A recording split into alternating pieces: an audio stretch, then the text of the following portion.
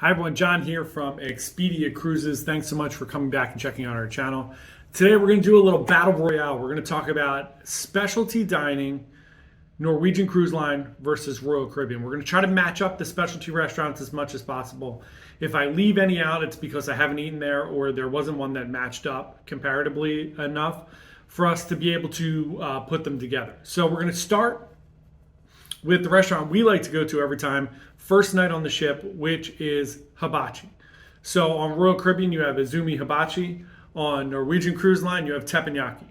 So this one comes down to really kind of basic, small things. Both of the meals are great. I don't have a complaint at either restaurant. The desserts are good at both restaurants. The price is pretty much the same from a specialty restaurant perspective. If you have the dining package, it's included with like a $10 upcharge. The entertainment is good on both. There wasn't a real kind of standout. They both do the very typical hibachi things. They're both Filipino chefs, so you have a lot of fun. Banter back and forth. Those guys are really, really good at what they do, and they're funny and great. So this is going to come down to nitpicking. So I generally get the filet and shrimp. Both are great at both places. So the winner by a very small margin on this one is going to be NCL's teppanyaki. Only because the rice is better. The vegetables are about the same. The seaweed salad's about the same. The miso soup is about the same. The drink offerings are about the same. The rice is just better on Norwegian. It's just more butter, more soy sauce, I think. But the rice is better. It's one of those things where you just can't stop eating the rice.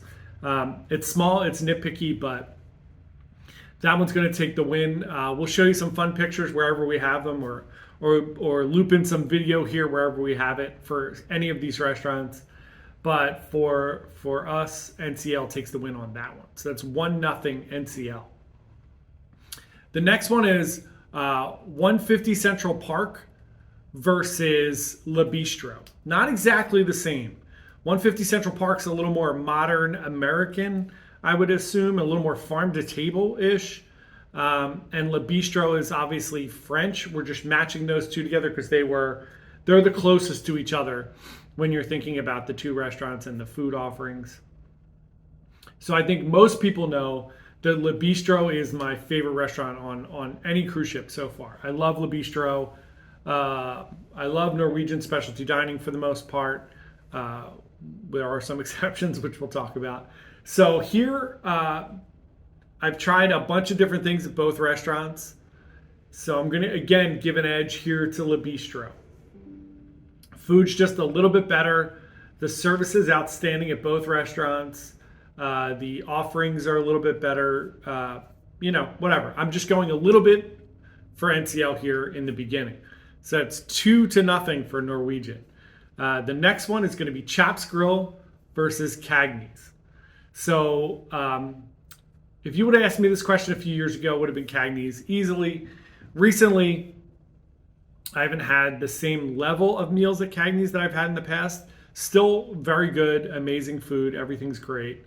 But recently, Chops has really blown it out of the water. And Chops, to me, the sides of Chops are really fun because they'll just bring out all the sides for you if you're there with a nice little group. And to me, that's fun. And I think the desserts at Chops are a little bit better. They also have boozy coffees, which I'm sure you can get on at Cagney's. But for this one, a very small margin again, but I'm going to go with Chops. So we're 2-1 Norwegian over Royal at the moment. The next one is going to be any iteration of Italian, so Giovanni's Table or Jamie's Italian versus La Cucina. The first three have been very close so far, pretty much neck and neck. This one is not even remotely close. The winner couldn't be more Royal Caribbean on this one. Giovanni's Table is excellent. The pasta is homemade. It's delicious. The entrees are good. The appetizers, the charcuterie board's great. Jamie's Italian might have been the best bread I've ever had on a cruise ship. And I thought the pastas there were amazing as well. La Cucina, I just never have a great meal there. It's just okay Italian food. It's very traditional spaghetti and meatballs, chicken parm, pizzas. Just haven't had an amazing meal there. So for this one, no doubt about it, this one goes to Royal Caribbean for me. So that's 2-2. So now we're gonna mix it up and we're gonna go seafood. So this one's gonna go Hooked versus Bayamo or Ocean Blue, whichever iteration you are on NCL. And this one goes back to NCL. When I first tried Ocean Blue, and it was on, I think it was on Breakaway when they first came out in 2013 or 2014, and Jeffrey Zakarian was running that restaurant. I thought it was outstanding. We were just on Escape not too long ago, and we went to Bayamo, which is still Ocean Blue, same restaurant-ish, and it was still outstanding. And the food is really good. It wasn't quite as good as when Jeffrey Zakarian was running it, in my opinion, but the lobster was amazing. The soup offerings and the different seafood offerings, just amazing there. Hooked, pretty good, a little more lower scale, so it's a little more like fun seafood, but still really good, just not as good as the iterations on Norwegian. So now we're back. Norwegian takes that one, so I think we're at 3-2 Norwegian right now. So then we're going to start getting down to the nitty gritty. We're going to go Portside Barbecue versus Q Texas Smokehouse. They're both pretty good. The food options at both are really good. I do think the Portside Barbecue wins this one. One, the atmosphere is amazing at Portside Barbecue, which I generally don't take into consideration for these because most of them are just beautiful restaurants. So there's not that much of a difference. Portside on Oasis is up on the pool deck. It's just a great place to eat. And then Q is kind of buried down where like the theater, it used to be the, like, in the, oh God, I forget what the theater is. But it was like a theater atmosphere. So it's a little dark in there. It's a little weird. They do the escape room in there for NCL sometimes. So that one to me, pretty easily is Portside Barbecue, which is going to tie us back up at 3-3. Johnny Rockets versus American Diner, pretty much neck and neck. I could give it to either one of them. They're both just basic burgers and fries. Nothing fancy, nothing overly exciting. So I would probably lean Johnny Rockets just out of tradition. So that takes it to 4-3. And then Sabre versus Los Lobos. Both of these are not on all the ships. I'm actually going to kind of keep this pretty simple. Sabor has really good chips and guac, really good drinks. Los Lobos isn't bad by any means, but I'm going to give this one to Royal as well, which puts them up 5-3. Then we're going to give some just like random points for restaurants that don't exist on other ships. So the first one is Food Republic. Food Republic on Norwegian is one of my favorite offerings. It's a little more of an a la carte offering, and it's basically just fusion. You go and sit down, you can get some sushi, you can get some rolls, you can get a little more of like just Asian fusion dishes.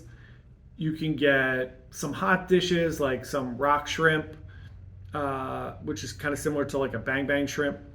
So in that one, I really think that gives a big, strong push to Norwegian. So that would put that like 5-4 right now. Moderno on Norwegian, the Brazilian steakhouse where they come around and you put your little green or red signs down whether or not you want the food. I really like this offering. They only offer this on a few ships on Royal, and it's usually done in the Solarium Bistro, so it's a little bit different. So on this one, I'm going to give it to NCL as well, which ties us at 5-5. And then to me, the one outstanding, and there might be other ones I'm missing. This is not by any means the most comprehensive list of all time. We obviously haven't been on every single ship for both of these. So right now, before we give our last one, I'm going to take this time to ask you to please subscribe, like the video if you get a second. It really helps push the video out to more people. Also, down below, let me know what your favorite specialty dining restaurant is on any ship, on any cruise line. I know we're doing Royal versus NCL. We'll do other cruise lines as they pop up. The last one for me and the winner, which pushes Royal Caribbean just a little bit over the edge, is Wonderland. If you haven't gone to Wonderland yet, it's just such a cool, different concept. From the drinks to the decor to the different food options that are just weird and wild. They have it on some of the ships, not on all the ships. It's even on some of the Oasis ships, not on all of the Oasis ships. But I really, really, really loved Wonderland, and that's going to put Royal in the lead 6-5 to win this little specialty dining war. We could also go into bars and all the complimentary dining, which we'll do another one on the complimentary dining. But that's our little list of fun Battle Royale of Royal Caribbean versus Norwegian Cruise Line specialty dining. Again, let us know your thoughts down in the chat, and we will see you on the next video. Thanks so much. Have a good one.